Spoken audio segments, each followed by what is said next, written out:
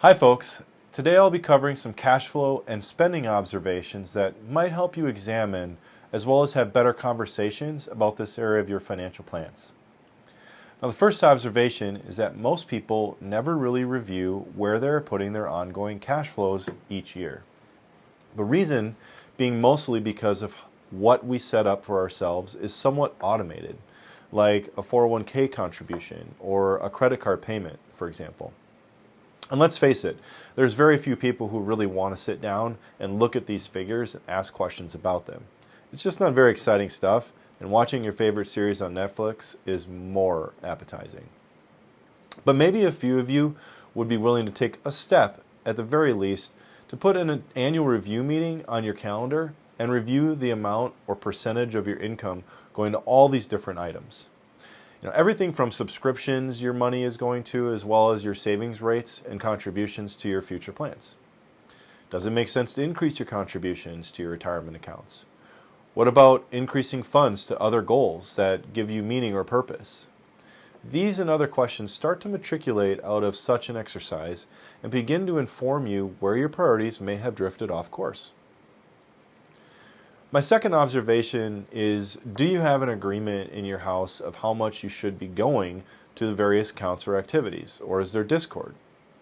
Do you have spending limits for one another or for yourself for any reason? When there is disconnect over what can be put towards fun and entertainment and what needs to be done to ensure a future you want to have, there becomes this growing tension in the household.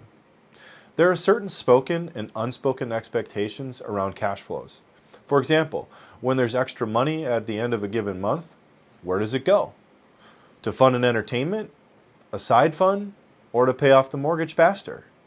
If you haven't discussed these scenarios or agree on a shared vision, then discord arises and tension grows. At best, this growing disconnect can stall future discussions, and any changes or improvements to the money side of the relationship just coast along. And at worst, one or both spouses engage in destructive or sabotaging behaviors like hiding money or putting money into accounts without disclosing the changes to the other person. When it comes to agreeing on boundaries and what needs to be done to ensure mutually beneficial future plans, and not just plans for retirement, but vacations and travel, or less time at a job, or whatever else will bring meaning and fulfillment, then it pays to schedule time to discuss and plan together. The third observation is more closely linked to the roots behind financially disconnected behavior up in number 2. And that is failing to recognize in yourself or your spouse how either of you value or have certain psychology of money. Typically, these values were something you observed and or adopted as you grew up.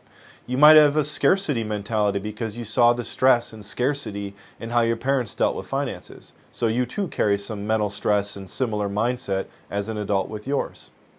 Or perhaps you saw how someone you cared about saved and saved only to die before enjoying the fruits of their saving. And so you feel like your finance should be used to live in the moment. Whatever upbringing and mindset you've experienced and developed, chances are there are differences from other people in your household and certainly in your circle of influence. Talking about these feelings and beliefs will help you connect better with your spouse or others you share finances with, like a business partner, for example. Through shared dialogue that reveals these attitudes and beliefs, you can begin to craft a plan together that helps all involved feel more in control and in harmony with your plans. At this stage, there begins to be a filter that informs all decisions being made around money in your home.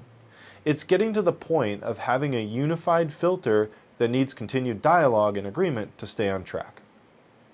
So there you have it, a few highlighted observations around money, cash flow, and behaviors that influence much of where we end up with our finances.